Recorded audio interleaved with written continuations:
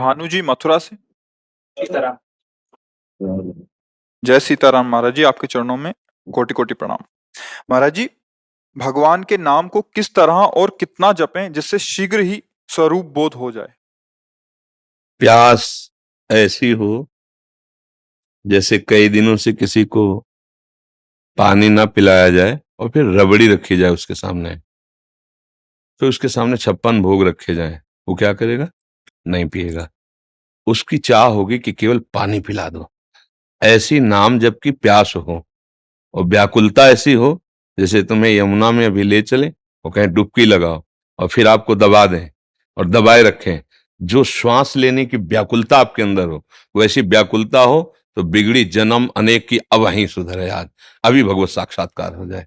व्याकुलता हो ऐसी जैसे यमुना में डुबोने पर, श्वास लेने की चेष्टा करने पर फिर दबाया जाए, वो एकदम श्वास के लिए व्याकुल हो रहा है, प्राण व्याकुल हो रहे हैं।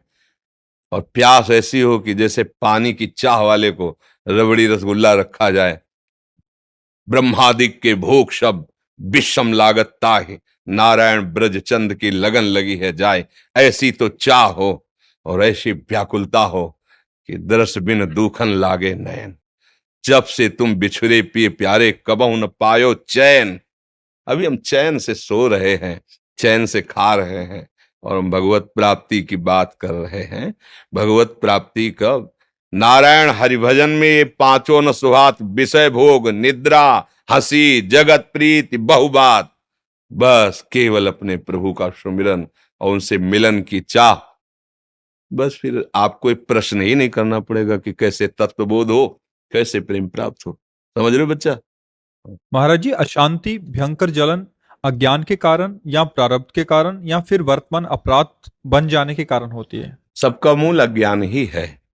वर्तमान का अपराध भी अज्ञान से ही होता है और पूर्व अपराध जो हुए हैं वो प्रारब्ध का नाम दिया जाता है, वो भी अज्ञान से हुई है। सबका मूल कारण दुख का, अशांति का, जलन का, क्लेश का, जन्म मरण का अज्ञान ही है। भगवान के चरणारविंद का आश्रय लेकर भगवान के प्रेमी जनों के द्वारा उनके श्रीमुख से निकले हुए वचनों को सुनकर उनकी आज्ञा के अनुसार जीवन हम अपना चलाए तो बहुत जल्दी हमें ज्ञान प्राप्त हो जाए, तो ये अज्ञान नष्ट हो जाए। अज्ञान नष्ट होते ही परम शांति की प्राप्ति हो जाती है। श्रद्धावान लभते ज्ञानम तत्परः संयतेन्द्रिया, ज्ञानम लब्ध्वा पराम शांति।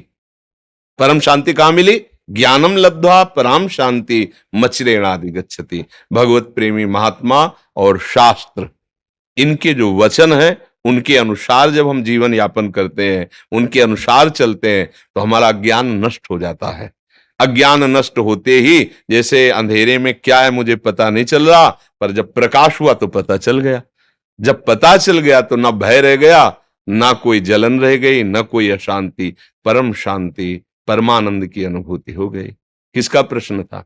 हाँ बच्चा, खूब नाम जप करो, भगवद आश्रित रहो, माता पिता की सेवा करो। अभी नई अवस्था है, ब्रह्मचर्य पर दृष्टि रखो, गंदे आचरणों की वृत्ति वाले लोगों का संग न करो, दृश्य न देखो, वैसा बात न करो। बड़े भाग्य हैं जो आप परमार्थ संबंधी जिज्ञासा रखते हैं, पर इसकी अनुभूति के लिए जैसा आदेश हो गुरुजनों का, शास्त्रों का, वैसे चलने पर अनुभूति होगी। प्रश्न करना उतना लाभदायक नहीं होगा जितना आचरण में उतारना लाभदायक होगा। जैसे मानो आप प्रश्न तो पढ़ के भी कर सकते हो ना, किसी भी उद्देश्य से कर सकते हो। आप प्रश्न, शास्त्र अगर पढ़े लिखे हो तो शास्त्र पढ़ लो, आप उसका प्रश्न कर दो, तो आपकी बड़ाई भी हो सकती है कि बहुत सुंदर आपने प्रश्न किया। पर वो आपको लाभ तभी मिलेगा जब आप अनुभूति में लाएं। प्रश्न करना और उत्तर दे देना ये दोनों बाहरी विषय है, अनुभव करना ये शांति का विषय है। प्रवचन करने से और प्रवचन सुनने से परमात्म तत्व की प्राप्ति तो नहीं हो जाती ना, उसकी बातें हम समझ जाते हैं। ऐसा करना चाहिए, ऐसा नहीं। पर अनुभूति तभी होगी जब वैसा आप चलोगे, वैसा आप करोगे। नहीं तो फिर जैसे वेद उपनिषद में लिखा है, नायमात्मा प्रवचनेन न लभ्या न मेधया न बहुना श्रुतेन।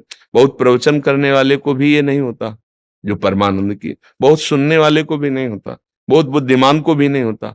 होता किसको है? जिसने वर्ण कर लिया, मन वचन कर्म से मुझे भगवत प्राप्ति करनी है, और जैसा भगवत प्राप्त महात्मा कहते मैं अक्षरशः वैसा चलूंगा, चाहे प्राण चले जाएं, मैं उनके विरुद्ध आचरण नहीं। अब बात बन गई, स्वीकृति हो गई, अब आप आगे बढ़ जाओगे।